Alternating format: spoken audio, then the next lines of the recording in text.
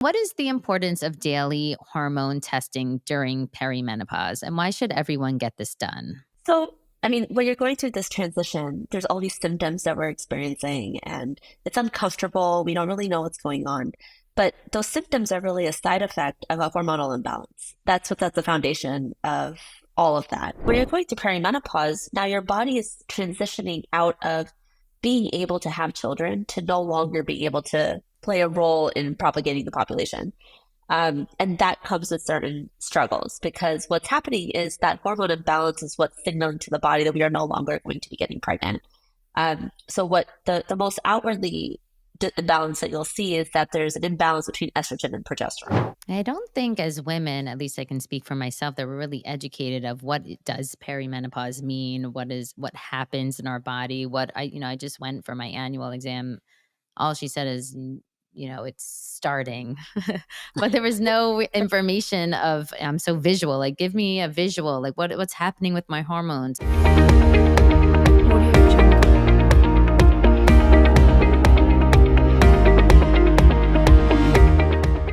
Welcome to the Well Drop, your home for owning your wellness. Each episode, we share drops of wellness wisdom and actionable tips to help elevate your everyday life. In today's episode, we're diving deep into the importance of understanding your hormone cycle during perimenopause. Perimenopause is a phase of transition that every woman will encounter in her lifetime. Yet it often comes with a myriad of questions, uncertainties, misconceptions. I know I deal with it all the time talking to my girlfriends. How about you?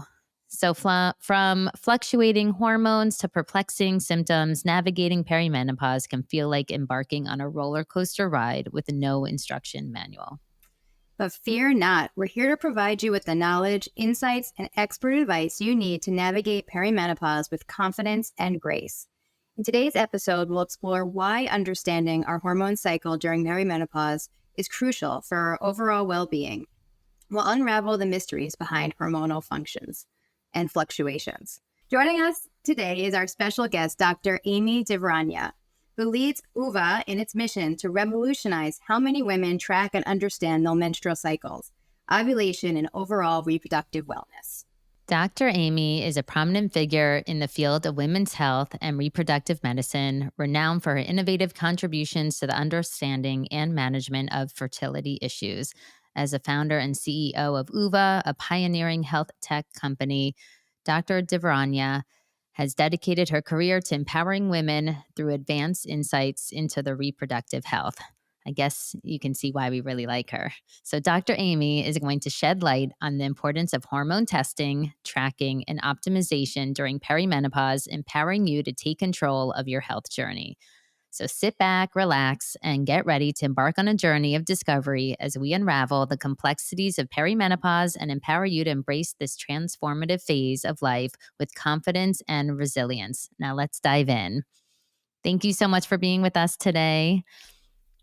Thank you so much for having me. I'm excited to speak with you both. Yes, it is such an honor, and we can't wait to introduce Oova to everybody. So, can you explain what is the importance of daily hormone testing during perimenopause, and why should everyone get this done? When you're going through this transition, there's all these symptoms that we're experiencing, and it's uncomfortable. We don't really know what's going on. But those symptoms are really a side effect of a hormonal imbalance. That's the foundation of all of that. And unfortunately, with just the way that medicine and healthcare is set up, you really only get a view of your hormones by going in for annual blood draws, right? And that's great. It's incredibly useful information, but it's a snapshot. The problem is that we're not robots, and our hormones fluctuate on a daily basis. And these symptoms and the hormones that are impacting those symptoms actually do change on a daily basis.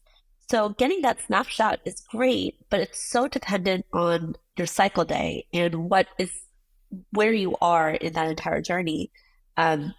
It's not going to give you the full picture. But by understanding your hormones on a daily basis, you can actually understand the hormone trends, the fluctuations, the ins and outs of it, why are certain things happening, and then really get down to the causality of why certain symptoms are occurring and when they're going to occur.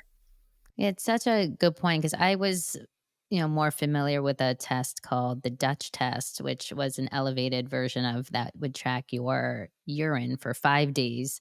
So, taking a step deeper than just your regular annual labs, I actually happen to run labs twice a year because I agree, like your body is constantly changing. And so, if you're just getting one snapshot and maybe it was an off day or maybe you were under the weather, you can have a misread of what's really happening. And so this is even better that we're, instead of just even a 5 days, because things do change daily, having it, how often are we supposed to just check it? Like for months at a time in order to like, how often do we need in order to get like a real picture of what's happening in our body? What is that time frame? So it really depends on what your goal is, right? If you're talking about just understanding, like, am I in perimenopause, or there's certain symptoms that are really uncomfortable and I want to figure out what my hormones are doing, I would say 2 to 3 months is probably good. But again, it really depends on how irregular your cycle is. So I can't give you a blanket answer in that regard, but it's really important to, like, you brought up a really good point that you might be having an off day and maybe that impacts your hormones. We're seeing that in our data today, that just like the hours of sleep that you get could be impacting your hormone levels. And what if that was the case that day? And if you think about when you make those OB appointments, it's not based on cycle day. It's based on your availability and your schedule. Our It bodies should. don't conform to that, right? So I think it's just a really big disservice to women that we're not really easily provided that data that we truly need. And what are we looking for? What are some common imbalances, especially during perimenopause, that women can suffer from? Yeah, so I mean, there's a reason it's called a menstrual cycle, right? Like these hormones that are playing a role in the menstrual cycle are meant to work in harmony and lead to pregnancy. That's what we are evolutionarily like designed to do. But if something goes off balance, that's when we start to see these external symptoms that basically are a sign telling you something is off. So when you're going to perimenopause, now your body is transitioning out of being able to have children to no longer being able to like play a role in propagating the population. And that comes with certain struggles, because what's happening is that hormone imbalance is what's signaling to the body that we are no longer going to be getting pregnant. So what the most outwardly imbalance that you'll see is that there's an imbalance between estrogen and progesterone. So it typically, I guess like the best way to summarize it is, if in a typical menstrual cycle, your estrogen levels should be elevated, during perimenopause, your estrogen is actually plummeting down. And the same pattern occurs for for progesterone. So you see this like imbalance between the estrogen and progesterone levels. It's what someone inverted from what you would see in a normal cycle. And that's how you see the shift. Yeah, I didn't even realize. Is it true or false? Is there a blood test to say I'm in perimenopause? I mean, if you wanted to go in daily for blood work and see what your hormone trends are, I would say yes. But again, getting that snapshot measurement, and just seeing like how our data is showing that certain days can impact those levels, it's not enough to give you a full picture. I don't think as women, at least I can speak for myself, that we're really educated of what it does perimenopause mean, what happens in our body. I just went for my annual exam. All she said is, it's starting. But there was no information of, I'm so visual. Like, give me a visual, like what's happening with my hormones. And then I've Forget seen other. information. I feel like, I mean, even my mother's generation or me growing up didn't talk. You heard about menopause, but nobody spoke about perimenopause. That wasn't a word that I was familiar with Me either. until recently. And I don't think that's because I wasn't in my 40s yet. I think that's because it wasn't something that was commonly discussed. Is that true? I completely agree with that. I think we are the generation to elicit change. And I mean, my mom was a first generation in the US, right? Like my parents moved here and I was the first, I guess I would say the first generation here. I'm not sure Me what. too. Me too. My husband, yeah. Anyway, yeah, go ahead. Sorry. No, it's okay. But I think there's a huge cultural barrier there, but I don't think it's limited to just a cultural barrier. Like my mom, when I asked her, like, obviously she was in menopause now, she's in her 60s. And I was like, how was that transition for you? She's like, it's fine. Menopause started for me at like 50 something. And was fine. I'm like, well, what about the years leading up to that? She's like, it was okay. And then when I start pinpointing certain things, she's like, oh my God, 47 was horrible. And she starts like digging into these things, but she never complained about it. She never asked questions about it and just dealt with it. And I think that's just what the prior generation did. That's why we haven't seen much innovation when it comes to women's health. What I'm noticing is that the reason I started this company was because I went through an infertility journey. And it really highlighted to me how little information women are given about their bodies. And I also realized that it's not limited to fertility. It's across the board. These hormones, the same players that are like a kind of a gap for your knowledge in a fertility journey, are the same hormones that impact perimenopause, menopause, and all these other transitions we go through. And I wanted to change that aspect of it. I think we are the generation to ask questions, challenge the status quo, and really elicit change. So it's exciting to see that the conversation is moving into perimenopause. But if you look at the transition, now infertility is no longer a taboo or stigmatized topic. It's something that people are openly embracing. IVF is no longer something you have to hide behind closed doors. You can outwardly say, I'm going through IVF, and everyone understands. I think perimenopause is now having its awakening moment. And it's quite exciting because now I have to believe the next generation is not going to have these barriers and it's going to be common knowledge. Yeah, I love that. I mean, for us, my daughter is my biggest inspiration, as a fellow female, that she can grow up really knowing from the beginning, what her cycle is, tracking her cycle and being connected to it, until you really, at least for me, when I tried to get pregnant, did I even pay attention to how many days my cycle was? I had no idea, nor did I care.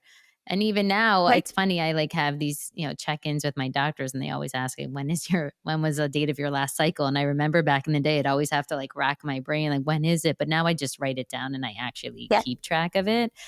But it's hard to make that shift when you're older in life, to create that habit.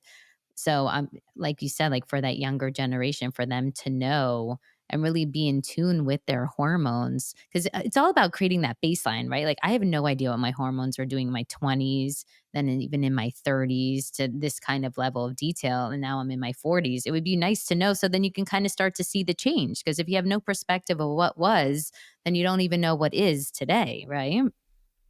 That's exactly it. And I know we're talking about menopause here, but it's amazing to see the shift, right?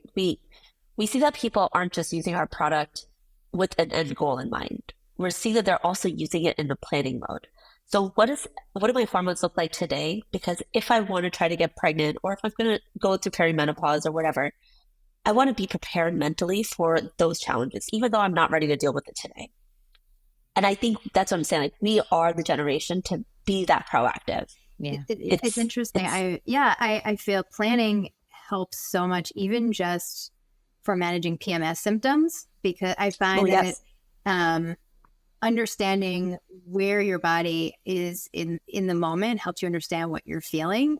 And it's funny, you say write it down. I'm not a tech person. I have troubles. But one thing that I love is the app on my phone that tracks my cycle, because I put it in and I can check it. Like, oh, I'm feeling really off today. Oh, yeah, I'm getting my period in 2 days. And understanding where it is helps me to plan. Like, okay, so I know I'm going to be a little bit sluggish. I can plan accordingly. And that's okay, right? Like to not fight it, to be in tune with it and to go with the flow is hugely helpful. So, I mean, I can certainly see in terms of planning, not just for things like getting pregnant, but for everything, right? For planning for how you're going to be feeling is such a gift. Well, I think that you just touched on something there too. Like, I've been asked this question before, and the question I was asked is if you could do any other startup in next and you had every resource available to you, what would it be? And all these people on the panel had these like crazy ideas. And my response was, I want to change the way that sex ed is taught today. Yes. Oh. Because like you're talking about a period and like just knowing when it last was is so informative to you today. But when you think about how your period has been viewed, it is such a critical component of our health, of a woman's health, right? But it's always been stigmatized. Yep. And it's something to be embarrassed of. It's like when you get your period, you know you're going to have an accident, right? When you're younger, You're it's a scared. given, Yeah. right? It's like a rite of passage or something. And I think a lot of girls are taught or have that as their foundation of what a period is, but they don't understand why they have it. And that is a huge disservice to women. We should understand what the purpose of that period is. It's not to be an embarrassment. There's a lot of biology and a lot of physiology behind that we should be taught. And I wish that we were taught this information, because I think it would make this transition later on in life so much more approachable. And it's cleansing, right? Having your period is actually, I once had Detox. a man say to me, in a way. a very, I would say, in touch man say, "Oh, you're so lucky your body cleanses every month." And which was, but it's true though. It is true. And certainly we're not told that growing up, right? Is that it's a natural form of your body detoxing once a month. I don't expect most men to feel that way, but it was an interesting perspective. I'm definitely throwing that in my husband's face the next time he's like, stop complaining. Oh, yeah. Like, my body is busy detoxing and cleansing itself. Give me a break.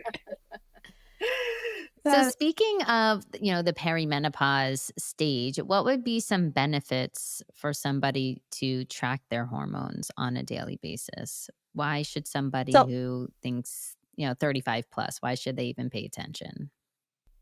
So I would say that it's not what you're really trying to, let's go. Don't worry, we'll edit that part out of it. Don't worry.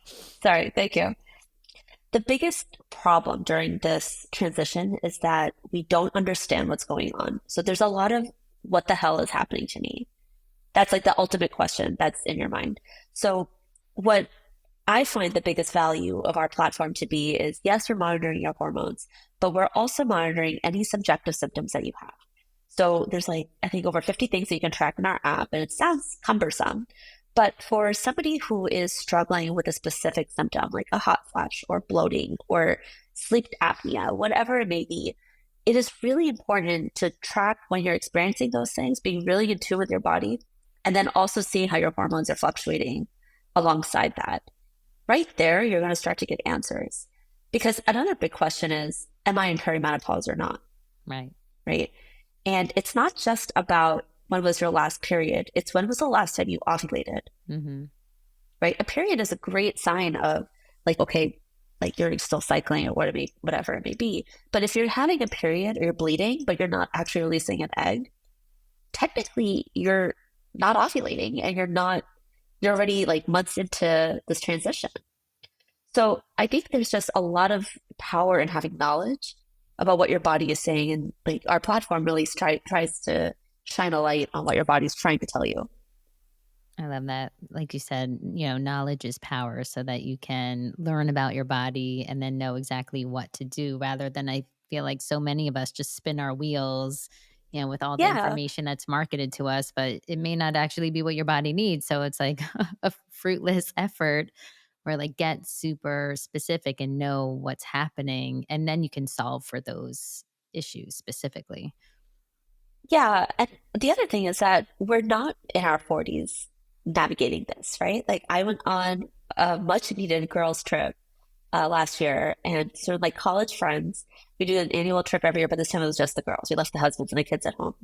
And we're talking about women that are between 35 and 40 years old. There was 7 of us, and we were in that age range. The number one topic at every meal was perimenopause. Wow. We're not I wasn't going through that transition necessarily, but it's on the top of everyone's mind, because we know we're right around the corner from it and just want to be as aware of it as possible. And to be honest, that conversation or that weekend was the reason that we kind of fast-tracked our perimenopause product launch. So it's not that far away. You think about trying to conceive, that woman might be in her late 20s, early 30s, and then menopause, conceptually you might think they're in their late 40s.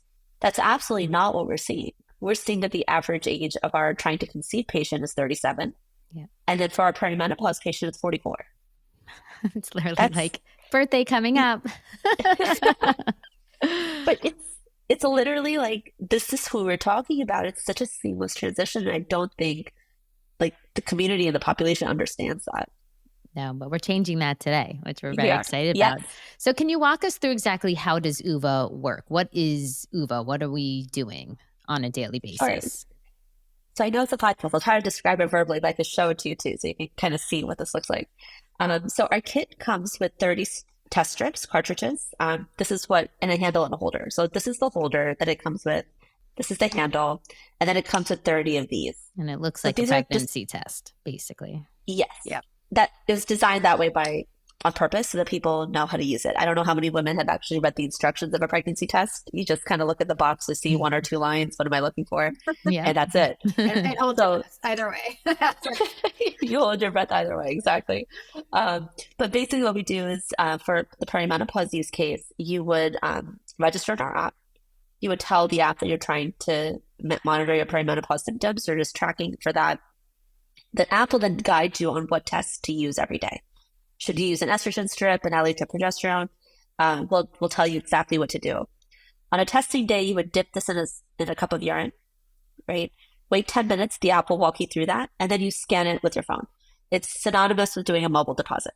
If you think about that, you see a boundary box that shows up, you align the check, the information is scanned into your account. That's exactly what's happening with Oova. You're not taking a picture, you're not like putting stuff into your phone. You are literally scanning it, and we capture this QR code, we capture this window that shows you the multiple lines, and we interpret that data and give you the results in our app within seconds. Wow. So you'll get your actual hormone concentrations for whatever test that you measured with. We also can tell what hormone you measured, so you don't have to tell us like, oh, this is an estrogen strip or an LH strip. We know exactly what you're testing. And then we contextualize it for you. So we tell you exactly what's going on with your cycle, how these levels compare to yesterday or like the range that we've already captured, and then give you some guidance on what to do and how to alleviate any symptoms you might be experiencing. That was my next question. In terms of guidance, what types of guidance are generally provided? Is it everything from more sleep, certain supplements? Like what do people generally do after receiving all this information about their hormones? So for perimenopause, I'll be honest with you, it's really like the wild, wild west, because when it comes to training an algorithm, there's like no data out there. Yeah. Right. For trying to conceive, there's a ton of data that you could do like a pilot algorithm with and then like keep learning with the more data you capture. For perimenopause, there's nothing. So we are kind of learning on the fly. We already have over 1,400 cycles of data for perimenopause that we've captured. So our algorithm is constantly learning and getting smarter with every piece of information we capture. But the insights that you get are really geared towards one, what the hormones mean, because that's a huge education gap in our community. We're trying to fill that up. But then if you're reporting any symptoms, we try to tie the content to the hormone behavior and the symptom that you're experiencing. That's amazing. Yeah. Someone has to be the first mover, right? To get the information out there. It's just so wild how we have not been in the conversation. No studies are being done on this. I mean, it's going to, in a good way, it seems like it's changing for the future generations, but you're right. It has to start with us. And it's, starting with Oova is great to just know. I love that you're giving the data, but then also giving information on top of that so that people have, something to do afterwards. Because sometimes you just get the information, you're like, okay, I don't even know what this means or what to do with it. Then what? Yeah, exactly. So we never want to have a woman say, so now what? When she gets a Oova result. We should always fill in the so what answer. And I would imagine that it's helpful information when you go for your annual testing with your gynecologist to come with this information as well. I feel like it's good to be as much information and education as you can have, so you can actually know what questions to ask your doctor. You have this information, so you're not coming not knowing anything about your body, which I think is incredibly helpful as well and empowering as well. Do you have women that integrate this into their regular 100%? steps? Yeah. Yeah. So one of the biggest values or assets of Oova is that we also can seamlessly share your data with your doctor. So when you scan your test strip, you get your results in your app within seconds, but your doctor, if you're working with one, can also view your data in our HIPAA compliant dashboard. And you as a patient get to select who gets to view your data. So you control all of that. It's a great point because one thing that Oova really prioritizes is we know the importance of educating the patient on their body and what's going on. But the clinician has a huge role in this journey, and you can't excise the doctor out of the equation. So what we like to prioritize or what we focus on is ensuring the woman, her body, and her clinician are all looped together and having the same conversation. So when you can walk into the doctor's office, you're walking in from a position of knowledge, of empowerment, of directed questions instead of feeling completely lost and defeated. Because I think oftentimes by the time we walk into a doctor's office, something is so off that we can't deal with it anymore and it's debilitating. And that was a question that I had. This, to me, sounds like this is that Oova testing is something that everybody should do. Do people often wait too long until there is an issue? Do you recommend, I imagine you recommend everybody doing it as well. But I know often we just go until there's a problem and then we do the testing. Do you recommend doing it annually, even if there is no issue, just to check in? What is the recommendation? It's a really hard question to answer because it's really up to every person. I would say that if you're dealing with any discomfort, this is the easiest way to get some insight on why that discomfort is happening. I will say, like, if my son, who's 5, has a cough, we're going to the pediatrician. Yay. If my husband says that his shoulder's hurting, I'm making an appointment with the PT for him. For me, I could be dealing with the worst pain, but as long as I'm still able to cook dinner and play with my son and get him to bed, we're dealing with it. Yeah. It's not until I can no longer get up out of bed that I'm making an appointment with the doctor. So making that appointment with the doctor and going into the office is really a cumbersome thing for me as a woman. Testing and peeing on a stick every morning, I have to pee every day. Like, I might as well just pee on a stick at the same time and get those results. It's a very lightweight way to get some insight that everything is going okay. Yeah, and it's great. I love the partnership with the doctors. It'll be interesting to see how the doctors. My doctor is actually very open-minded, but not all doctors are. And sometimes I've had appointments where the doctors can be a little snarky and say, "Oh, are you a doctor? Oh, did you learn that from Google?" And I think tools like That's this great. is such a great way to maybe shift the narrative from the doctor's perspective because it is hard. I'm sure they get a lot of people coming in thinking that they're experts from Google because Google has a lot of information out there for better or for worse to say that, it is a partnership. And so, I think the average doctor, it's not their fault, but they don't have the time to dive into the details. And so this is a way for, as a person, to have the details about yourself and then come in prepared with the questions that you want to get because you're not going to the doctor all the time. That is just reality. So it's like we have this short window of the appointment with, a doctor to cover the bases of all those things. But I think this is a tool that will help you to be prepared to come in to that annual meeting ready to answer questions because you already know what's going on. Because just a quick pap Exactly. smear and the blood work, like that's really not diving, I guess, deep enough to help us with the symptoms that we're going to be going through in this stage of life. Yeah, exactly. And I think the more pointed questions you can have, again, we're so conscious to not be challenging the doctor, but really bringing them in. And so by having these partnerships with clinicians, I think we have over 300 doctors on our platform already that use this with their patients regularly. So, and we're always adding more on like a weekly basis. So it's definitely a channel that is well received because we're also visualizing the data in a way that the doctor is used to seeing it or would like to see it. We designed this with doctors in mind. We spun out of Mount Sinai Hospital. Like, we're very clinically inclined from the get-go. So that's a big differentiator for us. We're not just like another consumer product that's trying to I love speak the to a doctor. We partnership actually started How that way. accessible would you say Oova is for people? For people on a budget, wellness gets a bad rap for being only for the 1%. How accessible can this be for most people out there?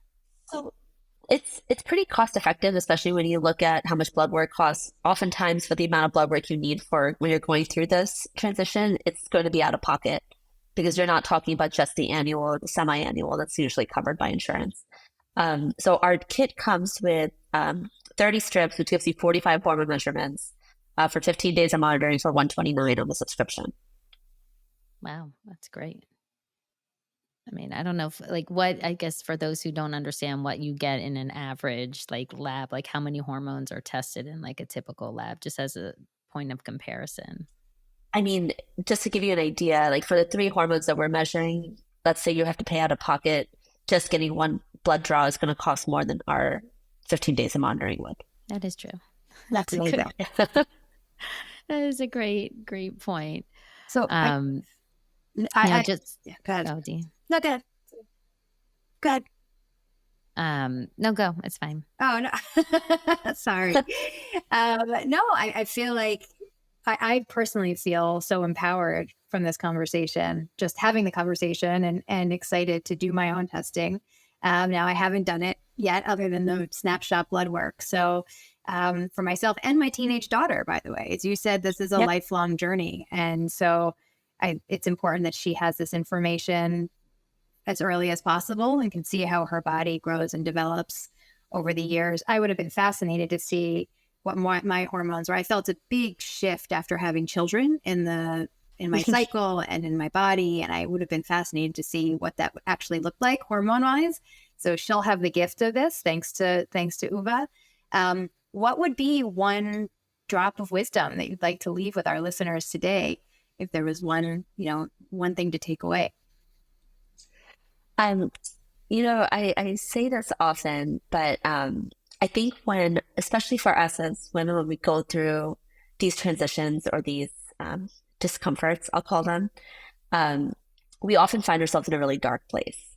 And you feel very alone. You don't really know what's going on and very out of control because you can't really control the things that you're experiencing.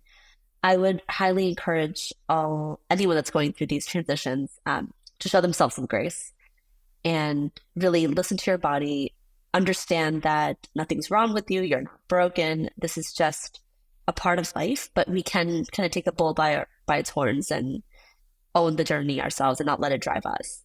So there are tools, there's solutions out there. Just educate yourself. Make sure you're really confident about miseducation. There's a lot of that out there. Find resources that you trust and take the journey into your own hands. It's beautiful. Perfectly said. I couldn't agree more. I could. Thank you so much for joining us today on the Well Drop. It was an honor to have you, and we will be reporting back on our Oova results. I have many friends and listeners who've been actually messaging us asking about Oova, so we can't wait to give our firsthand experiences too. Yeah, I'm excited to try it. Thank Thank you. you so much. Thank you both. It was great speaking with you. Me too.